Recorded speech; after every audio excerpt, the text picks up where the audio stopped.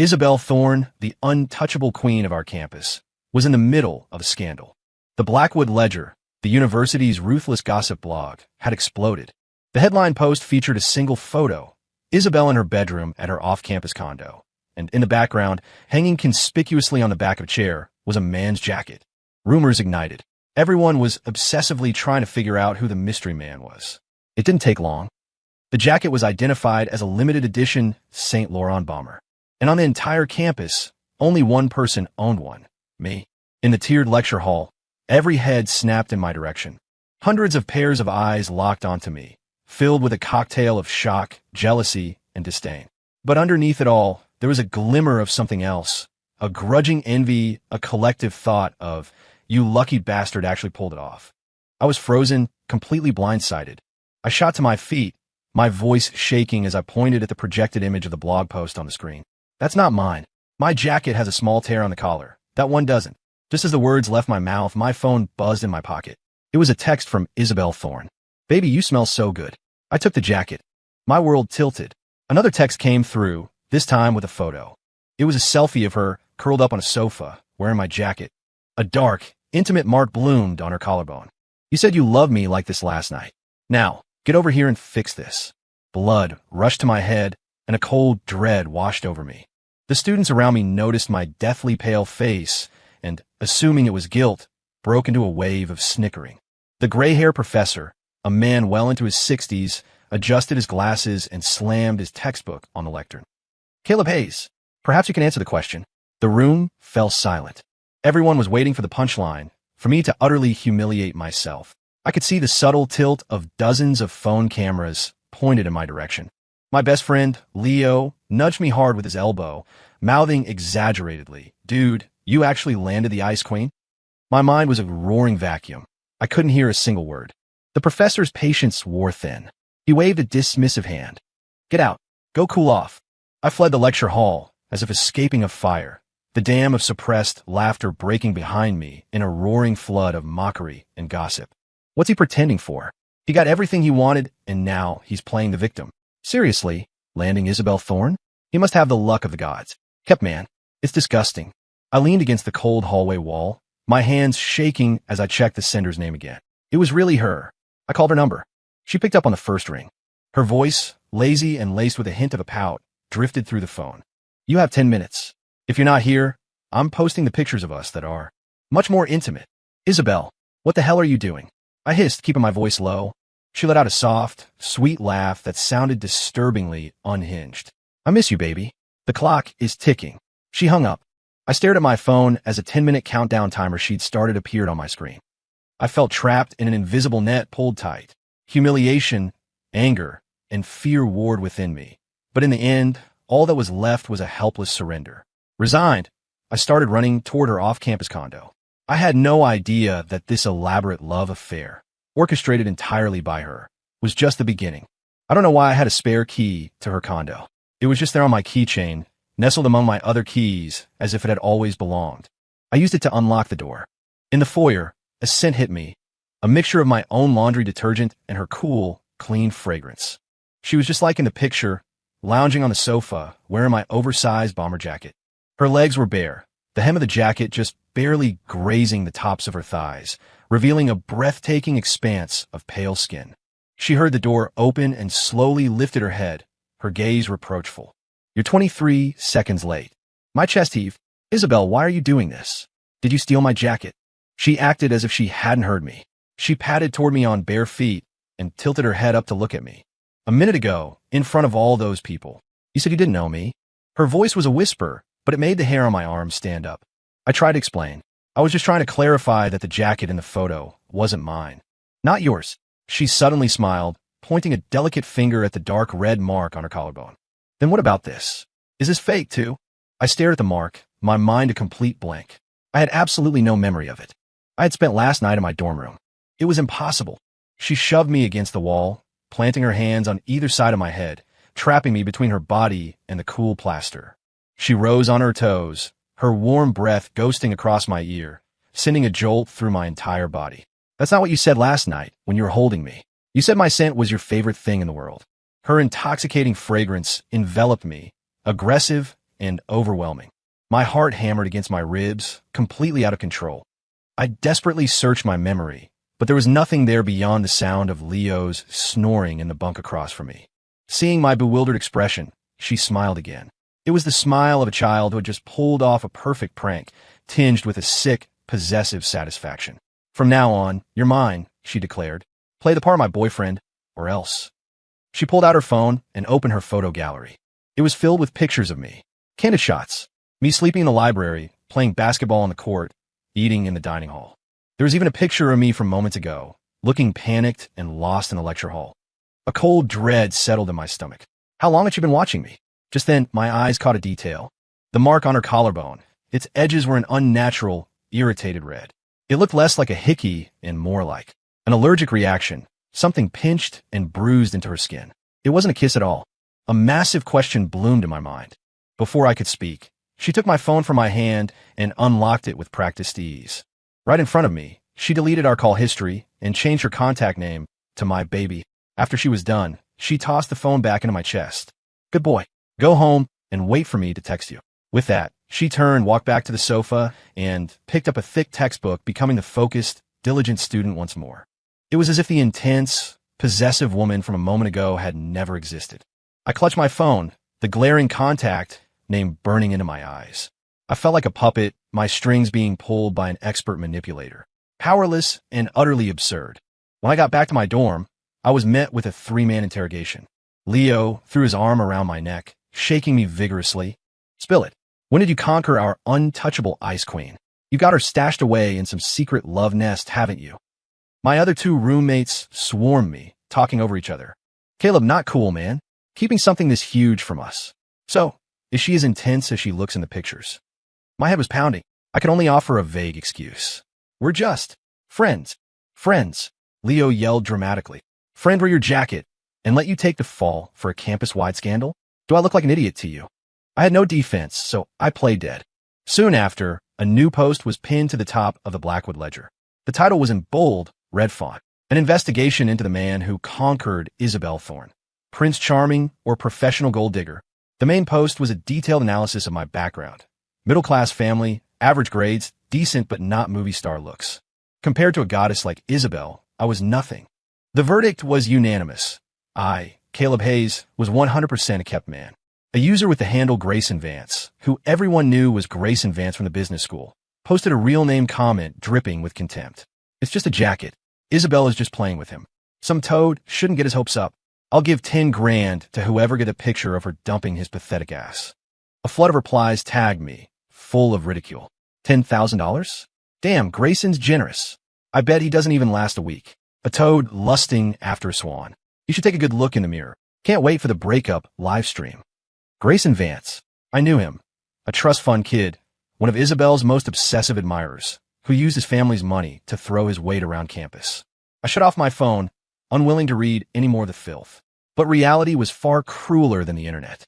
When I went to the dining hall for dinner, nearly everyone pointed and whispered, "Look, that's him, the gold digger. He's not even that good looking. What does Isabel Thorne see in him? Maybe he's good at other things." A wave of sleazy laughter followed. I grabbed my tray and found a seat in the corner. I'd barely taken 2 bites when a figure carrying a tray accidentally slammed into me, spilling soup and sauce all over my shirt. The guy was one of Grayson's lackeys. Without even looking at me, he spoke in a snide, mocking tone. "Oh, sorry there, Caleb. Is it hard work being a kept man? Need me to clean that up for you?" He smirked, picking up a greasy rag from a nearby cart and making a move to wipe it on me. I clenched my jaw, fighting back a surge of rage, and grabbed his wrist. Get lost. Just as I was about to lose it, my phone buzzed. It was Isabel. "They're bullying my baby. I'm not happy." Before I could even process her text, my phone buzzed again. Leo shoved his phone in my face, the screen showing the latest update on the Blackwood Ledger. Isabel's account, which had been dormant for years, had just replied to Grayson's thread. Her comment was only 2 sentences long. "He's my man. Who are you to judge? And by the way, we had a great time last night." The entire site crashed. Everyone went insane. The guy who'd bumped into me went pale, then red, then scrambled away without another word. The whispers around me died down, but the stares that followed me were now more complicated than ever. My phone vibrated one last time. It was a direct message from Grayson Vance. A string of obscene insults, followed by a single blood-red threat. Hayes, you're dead. I'm going to ruin you. Staring at the message, I realized for the first time that this was far more complicated than I could have ever imagined. Isabel's defense was like a shot of adrenaline, but it was also another heavy link in the chain she was wrapping around me. What did she possibly want from me? Grayson's retaliation came faster and more directly than I expected. The next afternoon, he cornered me outside the Humanities building. He had 7 or 8 of his cronies with him, all of them looking for a fight. A crowd of students quickly formed a circle, phones out, ready to capture the drama. Hayes. Grayson stepped forward, a smug grin on his face.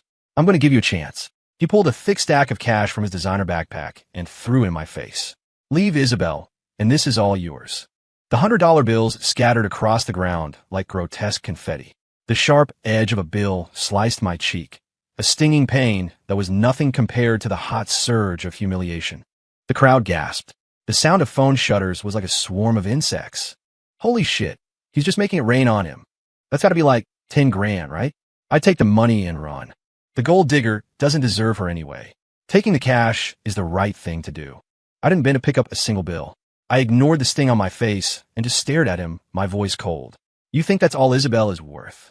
My words hit their mark. Grayson's face darkened. You really want to do this the hard way? You son of a bitch? He raised his fist, ready to swing. Just then, a voice as cold and sharp as ice cut through the air from the edge of the crowd. Grayson, are you trying to touch what's mine? The sea of students parted for her. Isabel walked through. She was wearing a simple white dress, her long hair falling over her shoulders. No makeup, yet she was still breathtakingly beautiful. Her presence was electric, like a queen arriving in her court. She didn't even glance at Grayson. She walked straight to me. Pulling a wet wipe from her purse, she gently dabbed at the cut on my cheek where the money had hit me. Her fingertips were cool, but I felt a faint, almost imperceptible tremor in them. Her eyes were filled with a fierce, protective anger. Only after she finished did she turn to face Grayson, her expression glacial. First, his name is Caleb, not him. Second, he's mine. You don't have the right to lay a single finger on him. And third, she paused, her voice dropping even colder. If there's a next time, I can't guarantee that the Vance Corporation's latest merger will go through so smoothly. Grayson's face turned a sickly shade of gray. His lips trembled, but he couldn't form a single word of protest. The Thorne family's power was on a completely different level than his. In front of everyone, Isabel took my hand, lacing her fingers through mine. Her hand was soft and cool. She held our joined hands up for everyone to see, her voice clear and unwavering. Let's go, Caleb. I'll make you dinner. As the entire crowd stood there, frozen in shock, she led me away. I could feel countless stares burning into my back like needles. But this time, I felt strangely calm. The moment we rounded the corner of the building, out of sight, she immediately dropped my hand and her icy mask snapped back into place. She kept her face turned away, but I could clearly see that the tips of her ears were bright red. Stay away from Grayson from now on, she said curtly, then quickened her pace and walked ahead. Watching her hurried retreat, I felt something shift inside me. A soft, unexpected tap against the walls I had built around my heart. It was infuriatingly, undeniably, the first stirrings of affection. Under Isabel's coercion, I became a permanent fixture at her condo. The official role was playing boyfriend, but it felt more like being her exclusive butler. I cooked for her, cleaned for her, and listened to her explain complex academic theories that went completely over my head. Our relationship settled into a strange, unsettling equilibrium. She remained dominant and possessive, always speaking to me in commands. But occasionally, I'd catch a glimpse of a fragile dependence beneath her cold exterior. She would fall asleep with her head on my shoulder while I was reading. She would stubbornly steal my freshly washed white t-shirts to wear as pajamas. I slowly realized I was getting used to her presence, terrifyingly used to it. One day, while cleaning her condo, I caught a faint, familiar smell of medicinal herbs. It was subtle, but it triggered a blurred flash of a memory. A dark room, the silhouette of Isabel crying, a gleaming hypodermic needle. The image was gone before I could grasp it, but the seed of suspicion it planted grew into a tangled vine. That night, maybe I wasn't drunk. Maybe I was drugged. The thought sent a chill down my spine. I began to discreetly observe her apartment, searching for clues. Finally, tucked away in the deepest corner of her bookshelf, I found an ornate wooden box secured with a small brass lock. I tested the waters. What's this? Isabel, who had been reading, looked up. Her expression instantly became guarded and cold. Don't touch that. The more nervous she was, the more certain I became that the box held a crucial secret. I started using my connections through Leo to ask around about Isabel's past. Leo knew everyone, and it didn't take long for him to get back to me. Dude, so I heard. Isabel Thorne took a semester off back in high school. The rumor is she was really, really sick. A leave of absence? An illness? Did it have anything to do with the images flashing in my mind? Isabel seemed to sense my snooping. Her surveillance of me became even more intense. She forced me to install a GPS tracking app on my phone so she could monitor my location at all times. She would video call me without warning, demanding to know where I was. Baby, where are you? Who are you talking to? Pan the camera around. Let me see. The suffocating feeling of being constantly watched was driving me to the brink. I finally confronted her. Isabel, do you even see me as a human being? She just stared at me, her eyes filled with a desperate, obsessive fear that I couldn't comprehend. I'm just afraid you'll run away. I was exhausted, physically and emotionally, caught in this tug-of-war of possession and submission. I wanted to escape, but I was beginning to realize I was already in too deep. My feelings for her were becoming a tangled mess. Was it resentment? Helplessness? Or something else? A sympathy and affection I didn't dare admit, even to myself. Grayson's revenge came again, this time in a way I never saw coming. Using an anonymous account, he posted a forged medical document on the Blackwood Ledger. It was a psychiatric evaluation. Isabel Thorne's name was at the top, and the diagnosis was listed as severe paranoid personality disorder. The post was pure incitement, painting Isabel as a dangerous, mentally unstable predator and me, Caleb Hayes, as her victim, controlled through manipulation and abuse. The tide of public opinion turned overnight. The same people who had envied my position as a gold digger now pitted me. That's horrible. So he's being stalked by a psycho. No wonder her behavior is so extreme. She's actually sick in the head. Caleb needs to get out of there.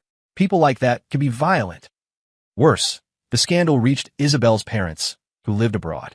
They called her, screaming, and demanded she immediately take a leave of absence and fly overseas for treatment. I called Isabel frantically, but her phone went straight to voicemail. I sprinted to her condo. The door was locked from the inside. I threw my entire weight against it until the lock splintered and the door flew open. The scene inside made my heart stop. The apartment was destroyed. Books, sketches, and shattered glass littered the floor.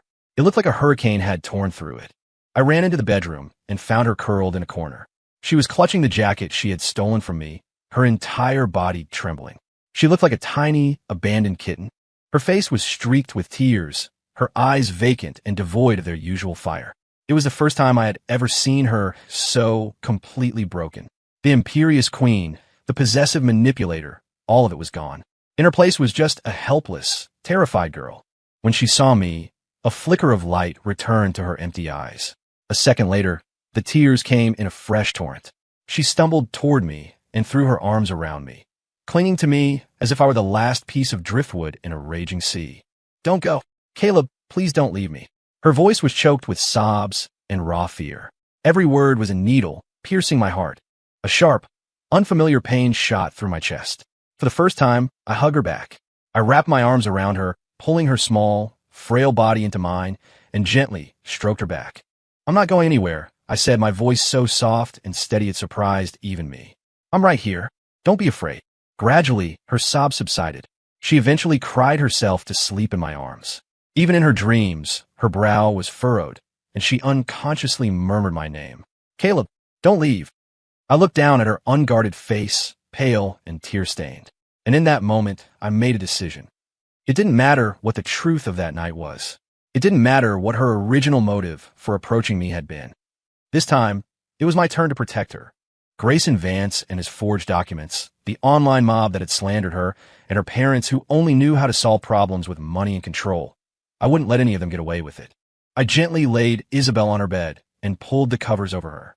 Then, I walked back into the living room, reached into the most hidden compartment of my backpack, and pulled out a sleek, private cell phone I hadn't touched in months. The phone powered on, the screen lighting up with an interface completely different from my regular device. I dialed a number I knew by heart. The call was answered almost immediately. A respectful voice came through the line. Mr. Hayes, Jr. It's good to hear from you, sir. My voice was stripped of its usual warmth, leaving only a cold, deadly calm. Mr. Wallace, I need you to run check on someone. Grayson Vance from the business school, and his family's company, Vance Corporation. I want everything.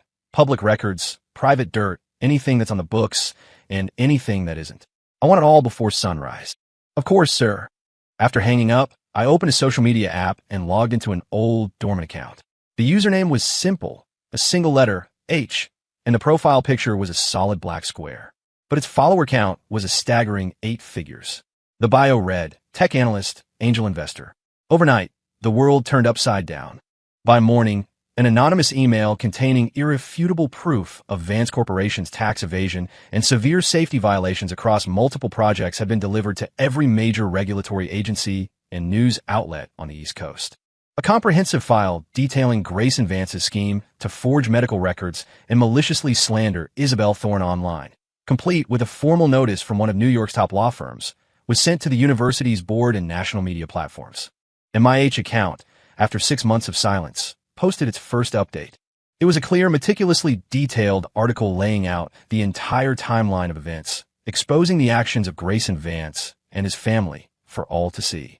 At the end of the article, I attached a single, censored photo. In it, I stood in the middle, flanked by the founder of the country's biggest tech giant on my left and a legendary titan of industry on my right. Though their faces were blurred, their iconic builds and bespoke suits were unmistakable. My caption was nonchalant. My father always taught me to keep a low profile, but I'm learning that sometimes being too quiet just gets you bitten by rabid dogs. The narrative didn't just shift, it shattered. Vance Corp's stock plummeted the second the market opened. Grayson Vance became a pariah overnight. On the Blackwood Ledger, the students who had mocked me and then pitted me were left completely stunned. Holy shit, Caleb Hayes is the real deal? The secret heir? He was playing the long game. That's not a gold digger. That's a goddamn emperor. Grayson didn't just step on a landmine. He stepped on a nuke. Leo burst into my dorm room, phone in hand, his jaw practically on the floor. He pointed from the screen to me, stammering, "Say, Caleb. Dude, you were the real powerhouse this whole time." I smiled and put my phone away. I've been playing the part of the sheep for a long time. It was time to let the wolf out for some air. The university's disciplinary action was swift. Grayson was suspended indefinitely, with a formal reprimand placed on his permanent record. His father, the once arrogant chairman of Vance Corp, showed up at my dorm with Grayson in tow, bearing extravagant gifts and begging to apologize. I had the doors shut in their faces. I returned to the condo to find Isabel awake. She was sitting on the sofa, scrolling through the news on her phone, her expression unreadable. She looked up at me, her eyes a deep, complex ocean of emotion. "You," she began, but the words seemed to fail her. I walked over to her and gently tousled her hair. "You're awake. Hungry? I'll make you something to eat." It was as if the person who had just orchestrated a corporate takedown and upended the entire campus wasn't me at all. I made breakfast, but Isabel barely touched it. She just watched me, her gaze filled with a searching curiosity that was almost overflowing. After a long silence, she stood up. "Caleb, come with me." She led me up a flight of stairs to an attic I'd never entered before. When she opened the door, the scent of oil paints and canvas washed over me. The attic was an art studio. The walls, the easels, every available surface was covered in paintings. And every single painting was of the same person. Me. There I was leaping for a jump shot on the basketball court, my jersey soaked with sweat, outlining the muscles of my back. There I was, asleep by a window in the library, sunlight tracing the line of my jaw, my eyelashes casting soft shadows on my cheek. There I was, frowning impatiently while waiting in line at the dining hall. Each portrait was stunningly lifelike, a perfect slice of a moment frozen in time. I stared at the hundreds of versions of myself, completely speechless. Isabel walked to one of the paintings and lightly traced the outline of my face on the canvas. I was kidnapped my sophomore year of high school. Her voice was a soft whisper, but it landed like a thunderclap in the quiet room. They locked me in a dark storage unit for 3 days. After that, I developed severe PTSD. I was terrified of the dark, of being alone. I couldn't trust anyone. Her voice began to tremble. I took a semester off for therapy, but nothing worked. Then I came back to school, transferred to your district. She turned to face me, her eyes shimmering with unshed tears. That day, it was raining and I dropped all my books. Everyone just walked around me. But you stopped. You helped me pick up every single one. You even smiled at me and said, "Don't worry, I got you." I searched my memory and found a vague recollection of the event. It was just a small, thoughtless act of kindness on my part. You were the first light that broke through my darkness. From that day on, I started watching you. The way you played basketball, the way you studied, the way you laughed with your friends. You became my medicine. I started painting you. It was the only time my mind was ever quiet. She led me to the small wooden box I had discovered before and unlocked it with a tiny key. Inside, there were no jewels or treasures. There was only an old fountain pen I thought I'd lost years ago, a few crumpled sheets of my math scratch paper, and a candid photo of me from freshman orientation, sunburned and awkward. All of it was my forgotten junk.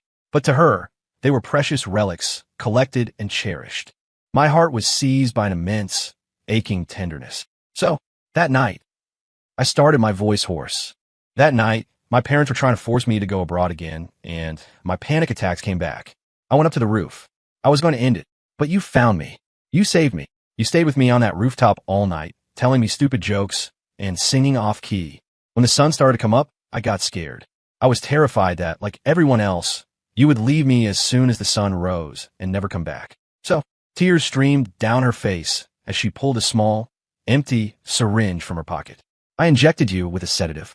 I just wanted you to stay with me a little longer. The jacket, I snuck back and took it from your dorm balcony the next day. The mark on my neck, I did it to myself. I was so scared, Caleb. I just wanted an excuse, any excuse, to bind you to me forever. The jacket incident was a desperate gamble. She was betting that I wouldn't have the heart to truly push her away. The truth was finally out. There was no betrayal, no cruel manipulation. There was only a clumsy, obsessive, and heartbreakingly profound love. I stepped forward and cupped her cold face in my hands, gently brushing away her tears with my thumbs. You idiot, I murmured. I lowered my head and captured her trembling lips with mine. Next time, you don't have to go to so much trouble, I whispered against her mouth. If you want me by your side, just tell me. I'm not going anywhere. We began to date for real. It was no longer her one-sided control and my passive acceptance, but a mutual dependence and affection. I took Isabel to see the best therapist in the country. I stood by her, helping her confront the past she had been too afraid to touch. With my encouragement and support, she slowly began to emerge from the shadows. Her possessiveness didn't vanish, but it transformed. What was once a suffocating need for control softened into a sweet, playful jealousy. She would still get jealous, still check up on me, but her methods were far more adorable. Baby, who was that freshman you were talking to in the library today? You look so happy. As punishment, you have to kiss me 10 times. No, 100. She would imperiously declare that every white dress shirt in my closet now belonged to her. Then, under my exasperated gaze, she would prance around the room in one of my shirts, looking utterly pleased with herself. I went public with my family background, and the whispers and stares stopped for good. Isabel and I became Blackwood University's undisputed power couple, the object of everyone's envy. I took her to meet my family. My warm, open-minded parents adored this girl who was so cool on the outside, but so incredibly soft on the inside. My mother took her hands, her voice full of compassion. You're our family now, dear. No one will ever hurt you again. Isabel's eyes welled with tears. It was the first time I had ever seen her show that vulnerable smile to anyone but me. With my encouragement, she picked up her paintbrushes again and, a year later, held her first solo exhibition at a top gallery in Soho. The theme of the show was light. On display were over 1,000 portraits she had painted of me. The final piece in the exhibition was a new painting. It was no longer just me. It was the two of us, a view from behind, holding hands tightly as we walked into a sun-drenched landscape. Next to the painting was a small plaque with a single line of text. You are my light, and my entire world. The exhibition was a sensation. The art world was captivated by her talent and by the fierce, palpable love that radiated from every canvas.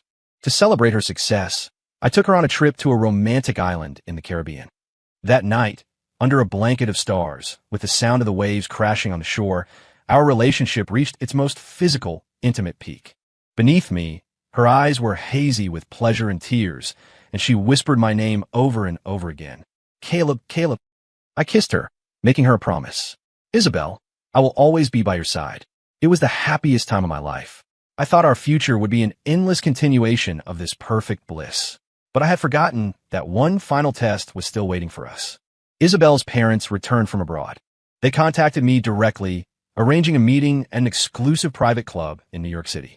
Without Isabel, in the private room, Her distinguished father and immaculately preserved mother sat across from me, studying me with cold, appraising eyes.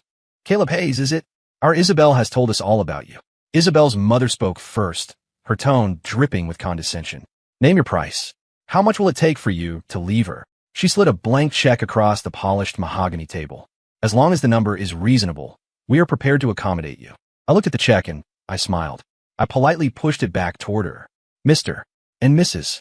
Thorne, I believe you may have a slight misunderstanding about me. Or rather, about the Hayes family." I took out my phone, dialed Mr. Wallace, and put the call on speaker. "Mr. Wallace, could you please connect me to my father?" A moment later, my father's deep, steady voice came through the phone. "You rascal. Finally decide to call your old man." I said, "Dad, I'm here talking things over with Mr. Thorne." Isabel's father, Julian Thorne, chairman of the Thorne Corporation, visibly flinched when he heard how I addressed my father. He asked tentatively, "A Hayes?" My father laughed on the other end of the line. "Julian, my friend, it's me, Arthur Hayes. My boy can be a handful. My apologies for any trouble he's caused. If he's been mistreating your precious daughter, you have my full permission to set him straight." The color drained from Julian Thorne's face. The name Arthur Hayes. He knew exactly what that name meant in the business world. The Thornes were certainly wealthy, but compared to the colossal entity that was the Hayes family, they were small time. His wife's arrogance evaporated, replaced by a flustered discomfort. The atmosphere in the room shifted dramatically. After a long silence, Julian Thorne spoke again, his tone still rigid. "Well, Arthur's son, since we're all being direct, let's be clear. We admit your family background is impeccable. But you know Isabel's condition. Her illness. We don't want her to be a burden on you, nor do we want the future of the Hayes family tied to a woman with psychological issues." That last sentence ignited my fury. "Mr. Thorne," I said, dropping all pretense of politeness, my voice turning to ice. "First, Isabel is not ill. She was hurt, and she is healing. Second, she is not a burden. She is my life. And third, her future is hers to decide, not a bargaining chip for a business alliance or a sacrifice for your family's public image." Julian Thorne's face turned purple with rage. "Insolent. How dare you speak to me like that? I'm merely stating the facts." The meeting ended disastrously. I had assumed that revealing my identity and my unwavering stance would make them back down. But I underestimated the depth of their ingrained, pathological need for control. The next day, I couldn't reach Isabel. Her phone was off, and her condo was empty. A terrible sense of foreboding washed over me. I immediately had Mr. Wallace investigate. The news came back quickly. Isabel had been put under house arrest by her parents. They had confiscated her phone and all her devices, processed her withdrawal from the university, and booked her on the next flight to a private sanatorium in Switzerland. The flight was for 3 o'clock tomorrow afternoon. I clenched my fists, my knuckles turning white. I knew I didn't just have to get Isabel back. I had to completely dismantle her parents' twisted logic that they could control her life for her own good. I made a bold decision. I was under the airport to get her. The next afternoon, at the private VIP terminal of the international airport, I walked in with Mr. Wallace and a dozen security personnel in black suits. Julian and his wife were on either side of Isabel, practically marching her toward the gate, with 2 of their own bodyguards flanking them. Isabel was wearing a white dress, her face pale and her eyes completely empty, like a doll whose soul had been removed. The moment she saw me, that emptiness in her eyes exploded with a brilliant light. "Caleb!" she cried out, trying to run to me, but her parents held her fast. Julian Thorne's face contorted in fury when he saw my entourage. "Caleb Hayes, what is the meaning of this? This is an open provocation of the Thorne family." I ignored him. I walked straight to Isabel, pulled her from their grasp, and sheltered her behind me. I met Julian's furious gaze, my voice calm, but unyielding. "I'm not here to provoke anyone. I'm here to pick up my wife and our child." The statement dropped like a bomb in the quiet terminal. Everyone froze. Julian and his wife stared, dumbfounded. Even Isabel's eyes widened in disbelief, her hand instinctively going to her flat stomach. I reached into my pocket, pulled out a folded lab report, and handed it to Julian Thorne. It was a confirmation of pregnancy. I had taken Isabel for a routine checkup a few weeks ago, and the doctor had quietly given me the results. She'd said Isabel was recovering remarkably well under my care, but her recent fatigue and nausea might be something else. I'd had her run the tests, just in case. I never imagined I would need them like this. I looked at the utterly stunned couple and calmly delivered the final blow. Isabel has been tired and losing her appetite lately. I took her to the doctor. She's 3 weeks along. The doctor said that expectant mothers must avoid stress in the first trimester. They need absolute peace and quiet. I don't believe a sanatorium in Switzerland is a suitable environment for a pregnant woman. Do you? My voice was quiet, but every word was a steel blade. Julian Thorne stared at the black and white report, his hand trembling.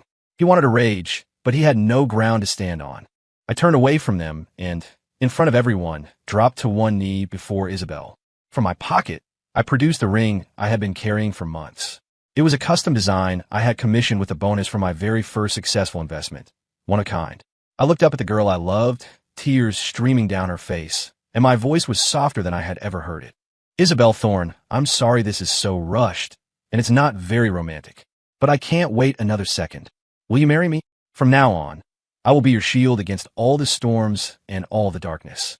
Let me be the one to protect you. Isabel covered her mouth, tears falling like pearls. She was crying and laughing at the same time as she nodded her head vigorously. Yes, I will. I slid the ring on her finger, stood, and pulled her into a fierce embrace. At that exact moment, the final boarding call for the flight to Switzerland echoed through the terminal. A perfectly timed, ironic punctuation mark on the end of a ridiculous farce. Julian and his wife stood there, their faces ashen. They had lost. Ultimately, Isabel's parents relented.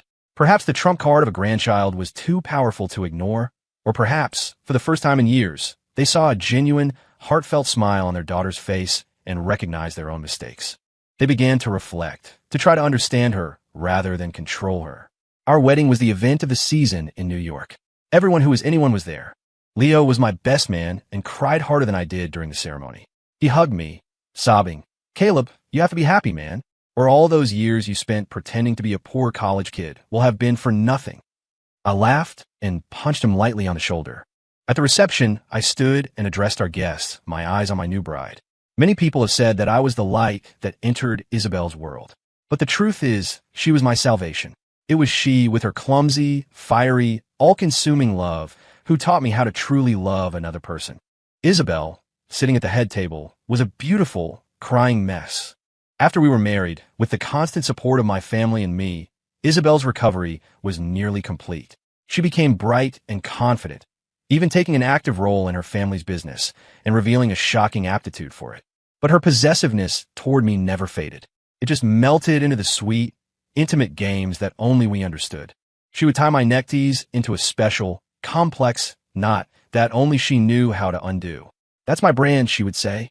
"No one else is allowed to touch it." She would secretly embroider a tiny, almost invisible eye on the inside cuff of every one of my white dress shirts.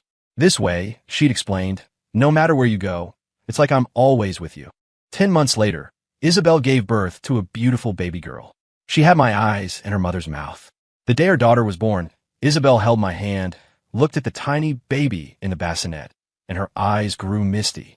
"Baby," she whispered, "now I have 2 people to protect." I leaned down and kissed her forehead. "No," I said softly, "now we have one precious person to protect together." A few years later, on a warm afternoon, sunlight streamed through the floor-to-ceiling windows of our home. I was on the living room floor, building a block tower with our daughter, who was just beginning to babble. Isabel was leaning against my shoulder, flipping through a thick photo album. It was filled with pictures from the moment we met until now. Her secret snapshots of me, my candid shots of her. She turned to the last page. It held a new photograph. In it, the limited edition Saint Laurent bomber jacket, the one that had started it all, was professionally mounted in a shadow box frame. It hung in the most prominent spot in our walk-in closet. Beneath the photo, in Isabel's elegant handwriting, was a short inscription. "Thank you for stealing my heart." I looked at the picture and smiled. I leaned down and kissed my daughter's soft cheek, then turned my head and kissed my wife's lips. A quiet life, an eternal love. This life, with them, was more than enough.